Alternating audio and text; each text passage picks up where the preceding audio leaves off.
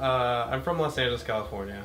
Born in 1978. I've been out in New York since 1997, and as an artist, a lot of my work is, I guess it's about my experience growing up in South Central Los Angeles as a kid. It's a little bit of a reconciliation of some of the things that were important to me as a kid versus what's important to me now, and yeah, I would say that it's driven very by my personal experiences. Yeah.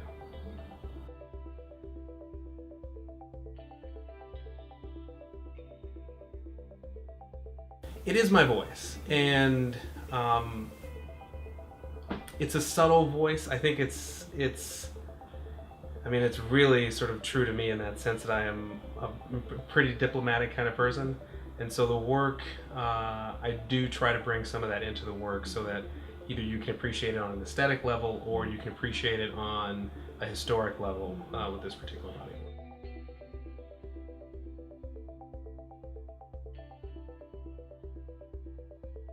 A little personal information. As a kid, I was really obsessed with space and gave it so much influence on my life growing up, and really didn't give a lot of influence or thought about the civil rights movement and how important it was to me, for all that was done.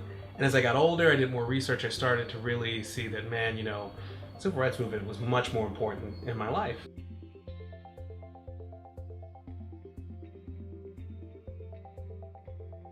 This connection, but these sort of these dates that corresponded, and one in particular, which is what set this all off, was that on May 4th, 1961, the Freedom Riders drove down to desegregate the South. The next day, the first Mercury mission launches, and I thought, man, if these two groups had been working together, imagine how different these events would have been and how things could have played out so much differently.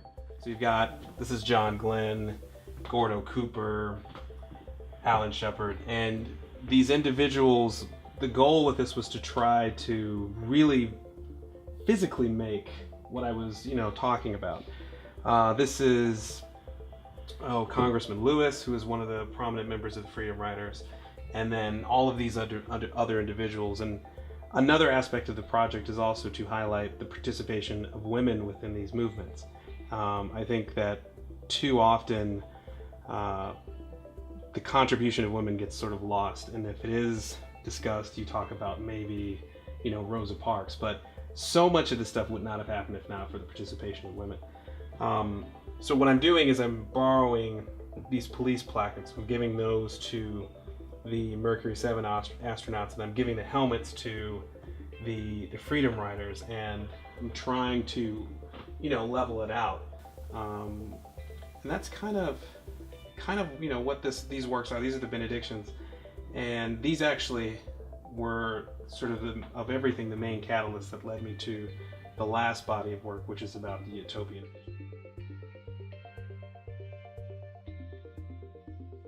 And I started reading some stuff. I read a particular book by Maurice Berger called White Lies, Toni Morrison's Playing in the Dark, and James Baldwin's The Fire Next Time.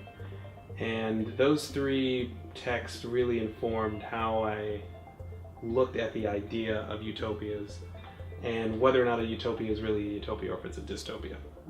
And so these later works come out of that idea. So I'm thinking about utopias in terms of the idea of the Garden of Eden. It's supposed to be this very lush, beautiful, protective place, but within that is always lurking the idea of the other. And in this representation, this would be the Black Utopia, with the idea of the white devil being represented. And within some of the other works, you have the White Utopia and the idea of, say, like Jim Crow representing the black individual, or like a pickaninny or whatnot. So even though it is initially beautiful, to me they're very ominous, they're very pessimistic, and a little scary. I mean, these flowers are so huge and they're kind of swallowing these individuals up, and that's kind of what the goal was with these works.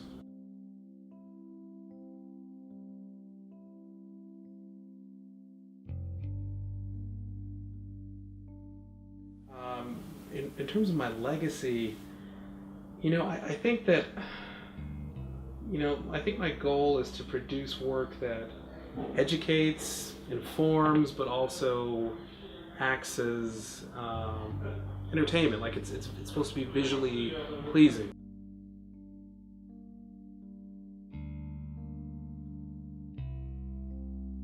The last thing I would possibly ever want is for someone to be indifferent to it. You either like it or you hate it. Just have some kind of emotional response to it.